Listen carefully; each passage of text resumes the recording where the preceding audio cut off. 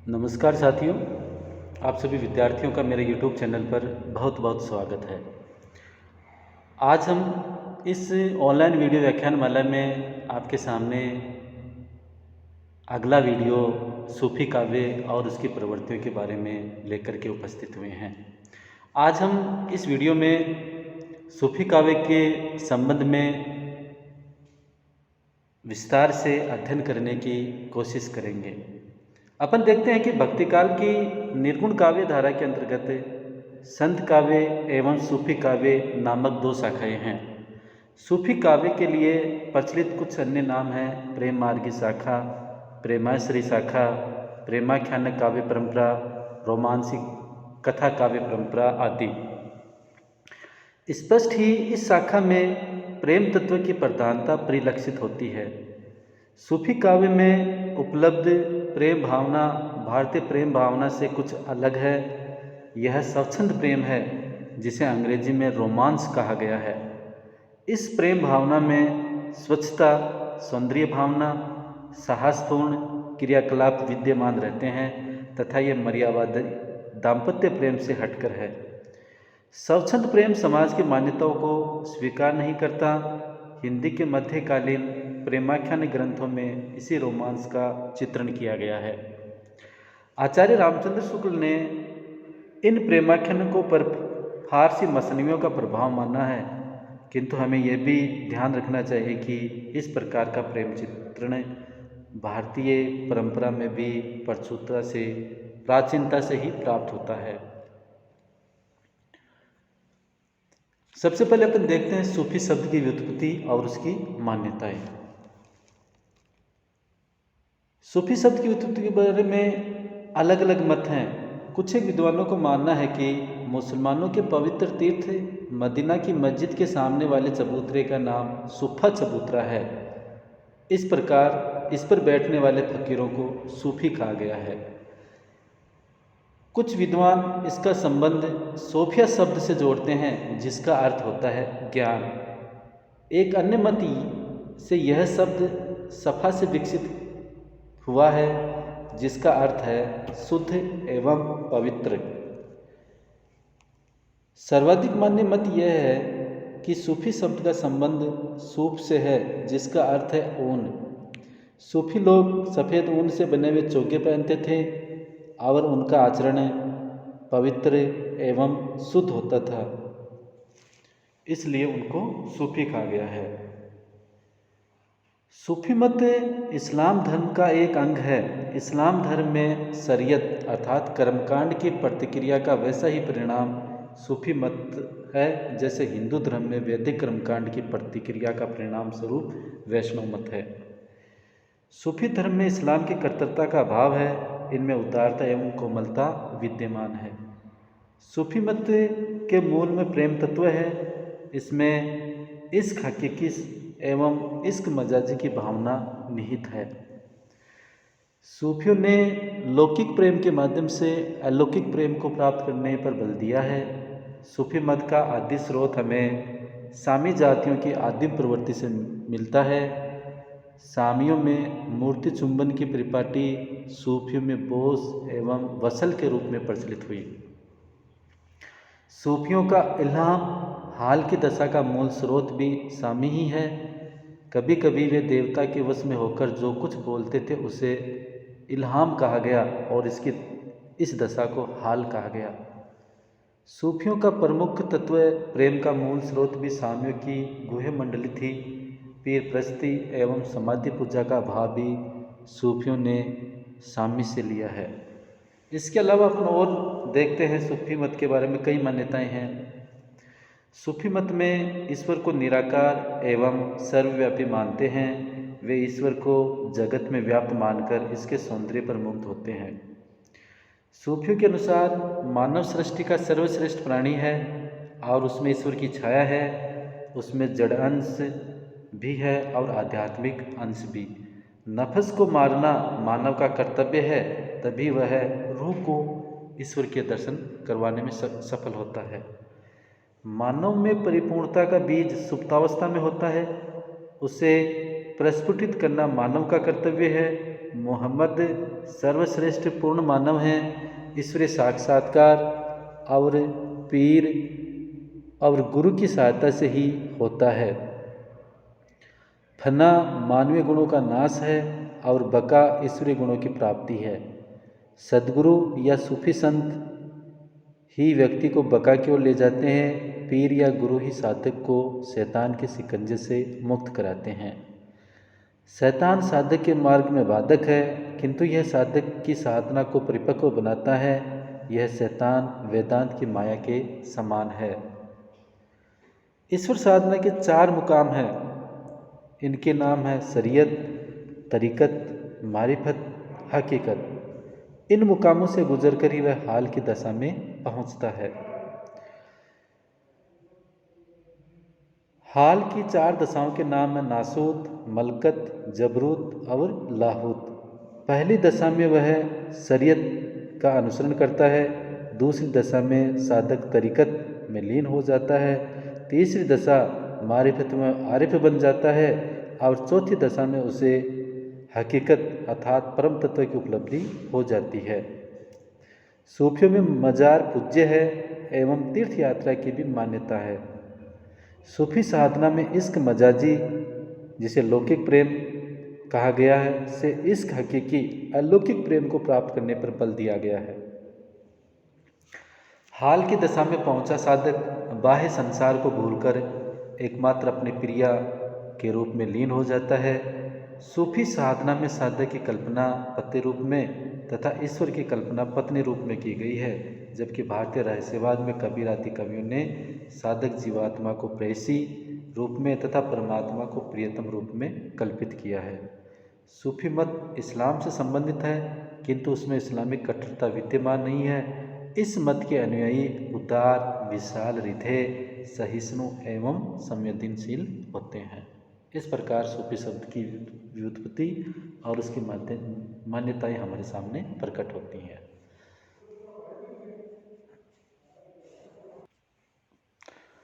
अब अपन देखते हैं सूफी काव्य की प्रवृत्तियाँ।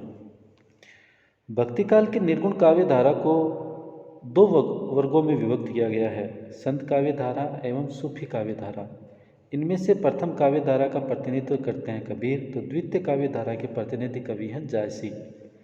सूफी काव्य धारा के लिए कुछ अन्य प्रचलित नाम हैं: प्रेमाख्यान काव्य परंपरा, प्रेमगाथा काव्य एवं प्रेमार्गी काव्य धारा। इन सभी नामों में सर्व प्रसिद्ध नामकरण जो इस धारा के कवियों के लिए सहज स्वीकृत हुआ है वह है सूफी काव्य धारा।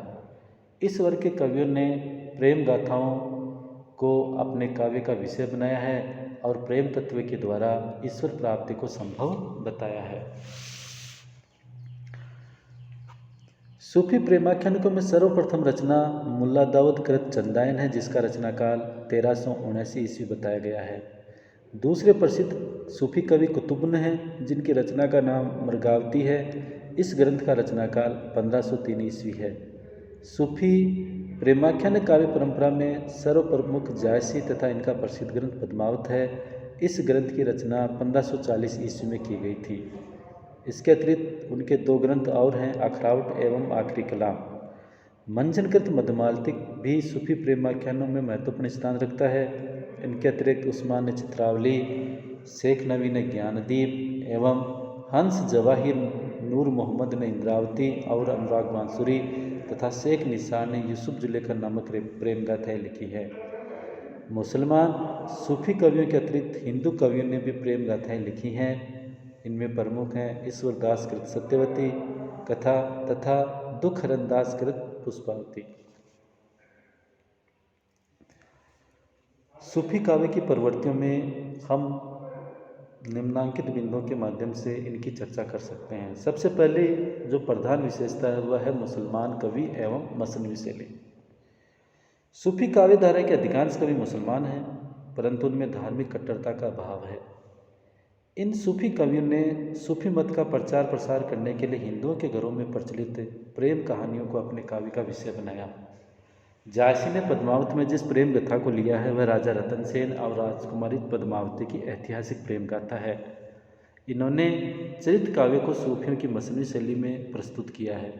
इस मसनवी शैली के अंतर्गत वे प्रथम ईश्वर की वंदना करते हैं, तत्पश्चात हजरत मोहम्मद की स्तुति, तदुपरांत मोहम्मद साहब के चारों मित्रों की प्रशंसा और फिर शाहे वक्त अर्थात तत्कालीन शासक की प्रशंसा की जाती है। इसके बाद गुरु महिमा का निरूपण करने के साथ साथ अपनी आस्थाओं एवं धार्मिक विश्वासों की विवेचना भी की जाती है। हिंदू कवियों द्वारा भी कुछ प्रेमाख्यान लिखे गए हैं, परंतु उनमें इस पद्धति का अनुसरण नहीं किया है। दूसरी प्रवृत्ति है प्रेम गाथाओं का नामकरण। सूफी कवियों ने प्रेम गाथाओं का नामकरण प्राय नायिका के आधार पर किया है। उदाहरण के लिए जायसीकृत पद्मावत का नामकरण इसकी नायिका पद्मावती के नाम पर है, तो मंजनकृत मधुमालती तथा कुतुबुन कृत मृगावती नामक रचनाओं का नामकरण भी नायिका के नाम को आधार बनाकर किया गया है। कुछ ऐसी रचनाएं भी हैं जिनमें नायिका के नाम के साथ कथा जोड़कर नाम रखा गया है, जैसे सत्यवती कथा। इन काव्य ग्रंथों में नायिका को ईश्वरीय ज्योति और सौंदर्य से मंडित दिखाया गया है। यही ग्रंथ का केंद्र बिंदु भी रही है, अतः उसके आधार पर किया गया नामकरण नितांत उपयुक्त माना जा सकता है। तीसरी प्रवृत्ति है अलौकिक प्रेम की व्यंजना। अपन देखते हैं कि प्रेम गाथा काव्य परंपरा के अधिकांश कवियों ने लौकिक प्रेम गाथाओं के माध्यम से अलौकिक प्रेम की व्यंजना की है। राजा रतन सेन एवं पद्मावती के जिस प्रेम का उल्लेख पद्मावत में किया गया है वह इसी प्रकार का है। यहाँ रतन सेन आत्मा का प्रतीक है और पद्मावती परमात्मा का प्रतीक। अतः रतन सेन के हृदय में जो उत्कट लालसा पद्मावती से मिलन के लिए है, उसे आत्मा की परमात्मा के प्रति मिलन की अभिलाषा ही समझा जाना चाहिए। अलौकिक प्रेम की इस व्यंजना के कारण सूफी कवियों की रचनाओं में रहस्यवाद का समावेश हो गया है। पद्मावत में कथा के बीच बीच में ऐसे अनेक संकेत दिए गए हैं जो पद्मावती को परमात्मा का प्रतीक मानने के लिए बाध्य करते हैं। समासोक्ति और अन्योक्ति के कारण पद्मावत में दोहरे अर्थों की व्यंजना करने वाले अनेक प्रसंग देखे जा सकते हैं। कवि ने इन प्रसंगों की योजना अलौकिक प्रेम की व्यंजना करने के लिए ही की है। उदाहरण के लिए पद्मावती के नक्शिक चित्रण में उसकी दंत पंक्ति की शोभा का वर्णन करते समय संसार के सभी पदार्थों में उस ज्योति को दिखाया गया है। रवि शशि नखत दीपहि ओहि ज्योति, रतन पदारथ मानिक मोती। आचार्य रामचंद्र शुक्ल ने सूफी कवियों के काव्य में पाई जाने वाली रहस्यवादी प्रवृत्ति पर टिप्पणी करते हुए कहा है कि यदि कहीं सच्चे भावनात्मक रहस्यवाद के दर्शन होते हैं तो जायसी आदि सूफी कवियों में। अगली प्रवृत्ति है कथा संगठन एवं कथानक रूढ़ियाँ। सूफी कवियों के प्रेमाख्यानिक प्रबंध काव्य हैं जिनमें कथा तत्व का समावेश है। इन प्रबंध काव्य के कथा स्रोत भारतीय पुराण, इतिहास एवं अन्य लोक प्रचलित प्रेम कहानियाँ हैं। इन कवियों ने जिन प्रेम गाथाओं का चयन किया है वे प्राय एक ही सांचे में ढली हुई हैं। कथा वस्तु में अपेक्षित गति न होकर शिथिलता है। वस्तु वर्णन की प्रधानता होने के कारण कथा प्रवाह में व्याघात पड़ता है तथा कहीं कहीं नीरसता भी आ गई है।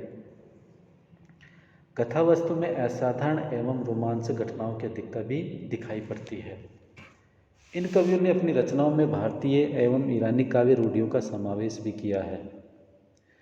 इन प्रेम गाथाओं में प्राय वे सभी काव्य रूढ़ियाँ मिल जाती हैं जो परंपरा से भारतीय कथाओं में प्रकट होती रही हैं, यथा चित्र दर्शन, स्वप्न दर्शन या सुख सारिका द्वारा नायिका का रूप देख सुनकर उस पर आसक्त हो जाना, पशु पक्षियों की बातचीत से भावी घटना का संकेत प्राप्त करना तथा मंदिर या उपवन में प्रेमी युगल का मिलन होना इत्यादि।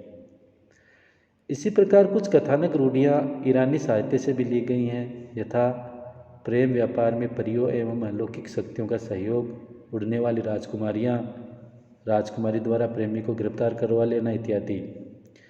जायसी ने पद्मावत में ऐसी अनेक कथानक रूढ़ियों की योजना की है।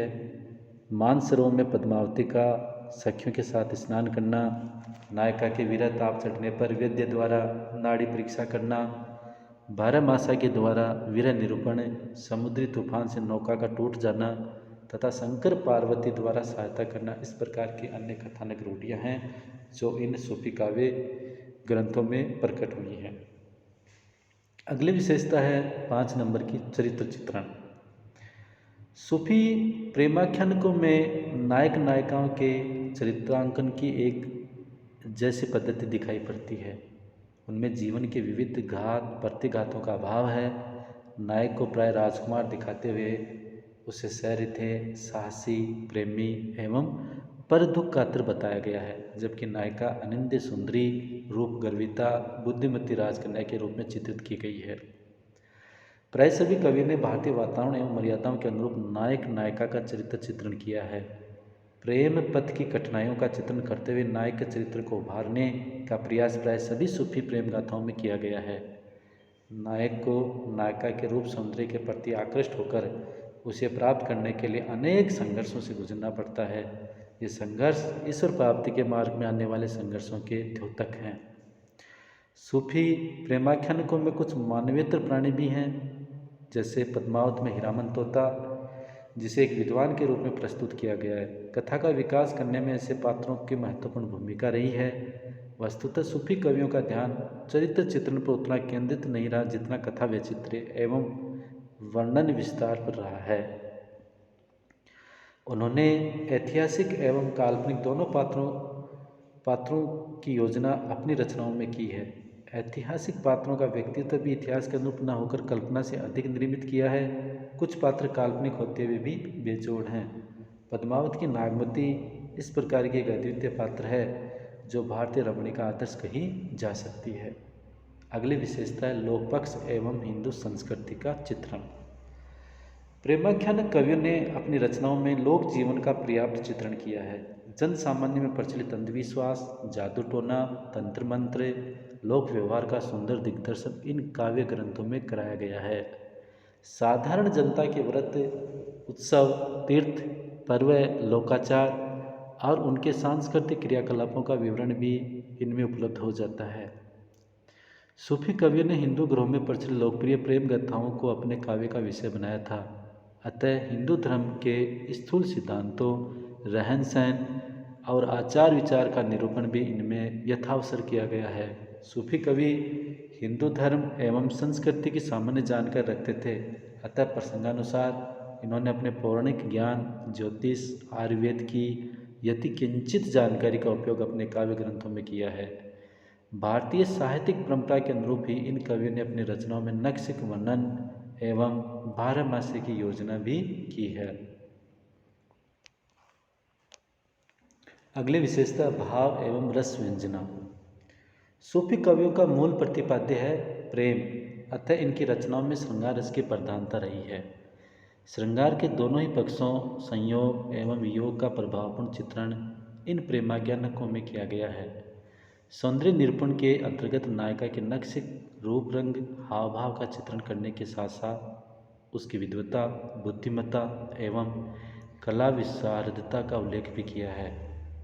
संयोग श्रृंगार के अंतर्गत रूप चित्रण की प्रधानता रही है। नायिका का अद्भुत सौंदर्य वस्तुतः परमात्मा का ही नूर है, अतः संपूर्ण सृष्टि में उसी का आभास उन्हें होता है। संयोग श्रृंगार के अंतर्गत नायक नायिका के मिलन का चित्रण करते हुए काम क्रीड़ा का वर्णन भी किया है, जिससे कहीं कहीं अश्लीलता आ गई है। वियोग वर्णन के अंतर्गत इन्होंने 12 मासे की योजना की है।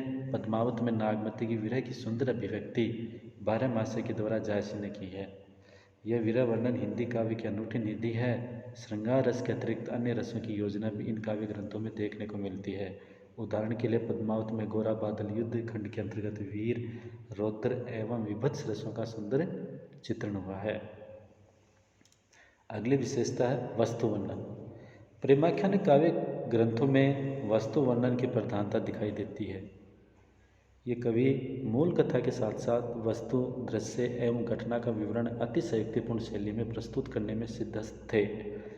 जायसी के पद्मावत में वन, वाटिका, समुद्र, पर्वत, नगर, पर्व, उत्सव, भोज्य सामग्री एवं वस्त्राभूषणों का विविध प्रकार से वर्णन करते हुए वस्तु वर्णन की ओर अपनी रुचि दिखाई है। उन्होंने अपनी अद्भुत कल्पना शक्ति का परिचय देते हुए वस्तु वर्णन के अंतर्गत अपने ज्ञान का प्रदर्शन भी किया है। इन कवियों के वस्तु वर्णन पर टिप्पणी करते हुए डॉक्टर सल्ला शुक्ल ने लिखा है कि कहीं कहीं वस्तु वर्णन इतनी विस्तृत है कि उसे कवियों के वस्तु ज्ञान के प्रदर्शन के अतिरिक्त कौतूहल, आकर्षण या प्रभावशीलता में किंचित भी वृद्धि नहीं हो पाती है।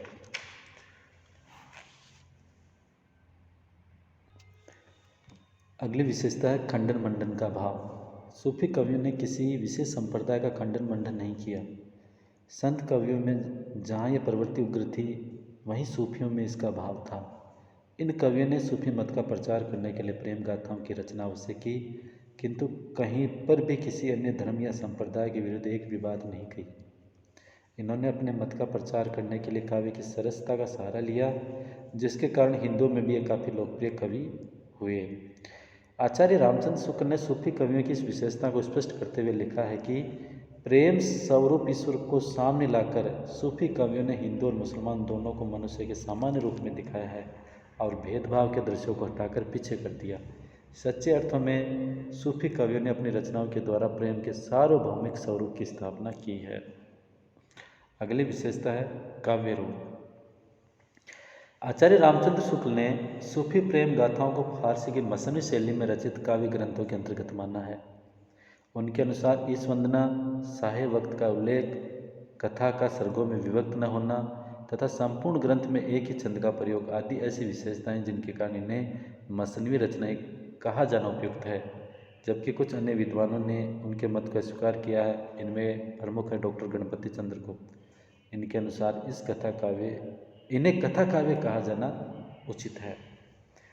सूफी कवियों के ये प्रेमाख्यान प्रबंध काव्य के अंतर्गत आते हैं, क्योंकि इनमें एक सानुबंध कथा की योजना की गई है। आचार्य परशुराम चतुर्वेदी ने सूफी कवियों के काव्य रूप को स्पष्ट करते हुए लिखा है कि सूफी प्रेमाख्यानक एक ऐसी रचना है जिसमें किसी प्रबंध काव्य के प्राय सभी तत्व विद्यमान हैं, किंतु जिसमें इसके साथ ही कथा, आख्यानिका, जैन चरित काव्य एवं मसनवी की भी विशेषता का समन्वय हो गया है और यही इनकी सबसे बड़ी विशेषता है। प्रबंध काव्य में वर्णनात्मकता के लिए दोहा, चापाई शैली सर्वथा उपयुक्त है। सूफी कवि ने इसी कड़वक शैली को अपनी रचनाओं में उपयुक्त माना है। अगली विशेषता है भाषा एवं अलंकार योजना। सूफी कवियों ने अपनी रचनाओं में अवधी भाषा का प्रयोग किया है। जायसी ने पद्मावत में जिस अवधि का प्रयोग किया है वह ठेठ ग्रामीण अवधि है, अतः उसमें वैसी साहित्यिकता एवं संस्कृत निष्ठता दिखाई नहीं पड़ती जो तुलसी की भाषा में विद्यमान है। जायसी की भाषा में अवधि के लोक प्रचलित मुहावरों एवं लोकोक्तियों का समावेश भी हुआ है। जायसी की भाषा की एक उल्लेखनीय विशेषता यह कि मुसलमान होते भी उनकी भाषा में अरबी फारसी की अपेक्षा संस्कृत के तत्सम एवं तद्भव शब्दों को वरीयता दी गई है। कुछ अन्य सूफी कवियों पर क्षेत्रीय बोलियों का प्रभाव भी परिलक्षित होता है। उदाहरण के लिए उस्मान की भाषा पर भोजपुरी का प्रभाव है, तो नूर मोहम्मद की भाषा पर कहीं कहीं ब्रज भाषा का प्रभाव देखने को मिलता है। सूफी कवियों ने अलंकारों की योजना भी अपनी रचनाओं में की है। उपमा, रूपक, उत्प्रेक्षा और अतिशयोक्तिपूर्ण अलंकारों का प्रयोग इन कवियों ने प्राय सौंदर्य वर्णनों में किया है। एक उल्लेखनीय तथ्य यह है कि इन्होंने उपमानों का चयन भारतीय पृष्ठभूमि से किया है। जायसी के काव्य में पाए जाने वाले उपमान संख्या की दृष्टि से किसी भी कवि की तुलना में सर्वाधिक है। इन्होंने श्लेष, व्यतिरेक, विभावना, अनुप्रास, संदेह जैसे अलंकारों का प्रयोग भी किया है। इन प्रेमाख्यानों में जहाँ दोहरे अर्थों की व्यंजना हुई है वहाँ प्रकरण के अनुरूप समासोक्ति या अत्योक्ति मानी जाएगी। इन कवियों की अलंकार योजना में भाव व्यंजकता अधिक है, चमत्कार प्रदर्शन कम। यही कारण है कि इनके काव्य में शब्द अलंकारों का प्रयोग बहुत कम हुआ है। इस प्रकार संक्षेप में हम कह सकते हैं कि मध्यकालीन हिंदी साहित्य में सूफी कवियों के प्रेमाख्यानों का महत्वपूर्ण स्थान है। इन रचनाओं ने एक ओर तो प्रेम के ऐसे लोकोत्तर स्वरूप की प्रतिष्ठा की जो ईश्वर तक ले जाने वाला है, तो दूसरी ओर सहिष्णुता, उदारता और भाईचारे का पाठ पढ़ाया। हिंदी के प्रेमाख्यान काव्यों द्वारा जनसाधारण के ज्ञान कोश में पर्याप्त वृद्धि हुई, क्योंकि इनके रचयिताओं ने दर्शन, धर्म, नीति, काम शास्त्र, ज्योतिष, वैद्य आदि विषयों की जानकारी का समावेश अपनी रचनाओं में किया है। मध्यकालीन संस्कृति एवं लोक जीवन के विविध पक्षों का सहज स्वाभाविक चित्रण भी इनमें हुआ है। काव्य तत्व की दृष्टि से भी इन ग्रंथों का महत्व निर्विवाद है। सौंदर्य, प्रेम और वीर्य की जो त्रिवेणी इन ग्रंथों में उपलब्ध होती है वह नित्र दुर्लभ है।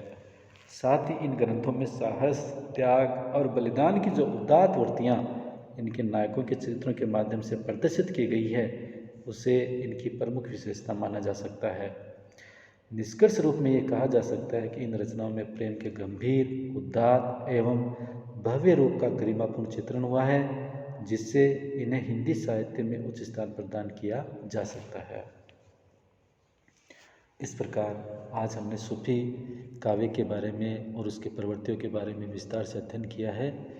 कृपया मेरा वीडियो को अवश्य लाइक करें और किसी भी प्रकार की कोई शिकायत है तो उसको कमेंट में अवश्य प्रकट करें। धन्यवाद।